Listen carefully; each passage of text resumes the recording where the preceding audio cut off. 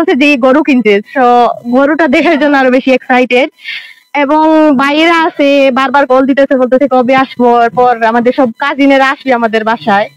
তো অলমোস্ট সব মিলিয়ে মানে অনেক বেশি হ্যাপি। সবাই তো ঈদের কারণে নারীর ঠানে মানে বাড়ি ফিরে, সে প্রেক্ষিতে ঈদের পরে খুব কম যাওয়া হয়, ঈদেই স্পেশাল। বাঙালি স্বভাবতই উৎসব মুখর জাতি।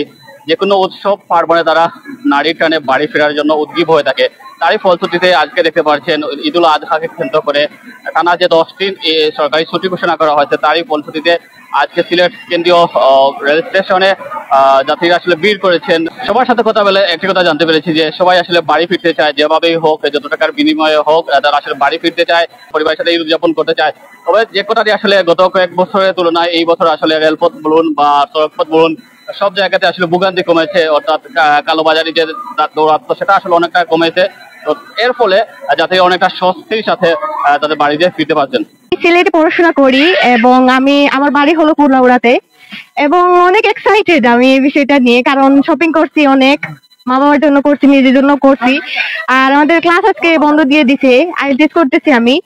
তো অনেক খুশি আমি এই ঈদের জন্য, ঈদের আমেজটা আরো বেশি বেড়ে যাচ্ছে, কারণ আব্বু বলছে যে গরু কিনতে, তো গরুটা দেখার জন্য আরো বেশি এক্সাইটেড। এবং বাইরে আছে, বারবার কল দিতেছে, বলতেছে কবে আসবো, এরপর আমাদের সব কাজিনেরা আসবে আমাদের বাসায়। তো অলমোস্ট সব মিলিয়ে মানে অনেক বেশি হ্যাপি এই বিষয়টা নিয়ে। টিকিট পেতে কোনো ধরনের হয়রানি শিকার হতে হয়েছে? হ্যাঁ, টিকিট নিয়ে একটু প্রবলেম হয়েছে, আর আমার কিছু ফ্রেন্ড আসছে, ওরাও টিকিট করছে আমার জন্য, ওরা আসতেছে, আসার পর তো আমাদের মানে জার্নি শুরু হবে বাসে যাওয়া।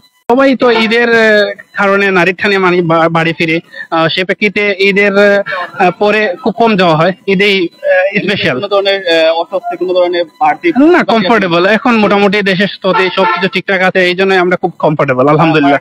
হ্যাঁ, ভাড়া নির্ধারণ ভাড়া অনুযায়ী আলহামদুলিল্লাহ।